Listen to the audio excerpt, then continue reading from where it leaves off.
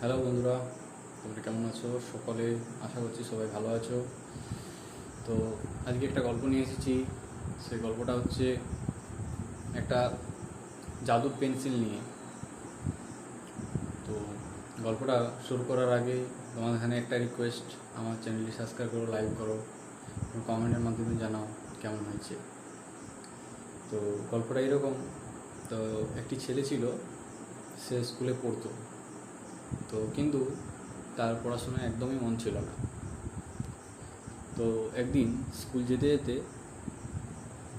সে একটি পেন্সিল কুড়িয়ে পেল, পুরনো পেন্সিল।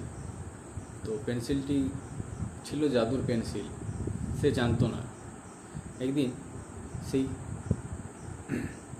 পড়াশোনা করতে গিয়ে সেই ছেলেটি ওই পেন্সিলটি কথা বলে উঠল যে আমি জাদুর পেন্সিল, তুমি যা চাইবে আমি তাই করে দেখাবো আর করে দেব। তো ছেলেটি অবাক হয়ে সে লিখল, আমি যেন কালকে পরীক্ষায় প্রথম হই। তো সে কী করেছে, তারপরের দিন স্কুল গেছে, মাস্টারমশাই তাকে জিজ্ঞেস করে বলল আজকের ফার্স্ট হয়েছে ওই ছেলেটি। তো সে খুবই আনন্দিত এবং তারপরের দিন এসে আরও লিখল, আজকে আমার সকল যেন উপস্থিত থাকে বাড়িতে। তো তারপরের দিন তার বাড়িতে মামা মামি এবং তার পরিবারের সবাই এসেছে দেখছে। এইভাবে দিন কাটছে। একদিন সে বায়না করলো ওই পেন্সিলকে এবং লিখে দিল যে আমি যেন অনেক অনেক খেলনা পাই। তো সে খেলনাটাও পেল। এরকম করতে করতে সে আর কোনো পরিশ্রম এবং কোনো কাজই করতে আর তার মন গেল না।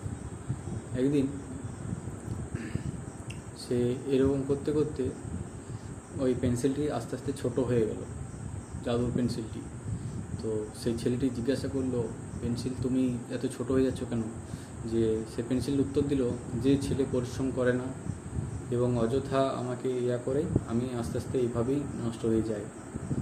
তো সে ছেলেটি ওইভাবেই করতে করতে ছেলেটি অদৃশ্য হয়ে গেল। পেন্সিলটি অদৃশ্য হয়ে যাওয়ার পর ছেলেটি বুঝতে পারল যে আসল কাজ জাদুতে নয়, নিজের পরিশ্রম করেই। এবং সে আস্তে আস্তে পড়াশোনা এবং ভালো ফল করে সে উত্তীর্ণ হলো। তো এখানেই একটাই মোরাল স্টোরি, যে বিষয়টা যে তুমিও জাদুর ভরসা নয়, নিজের পরিশ্রমে নিজের কর্ম দিয়ে নিজেকে গড়ে তোলো।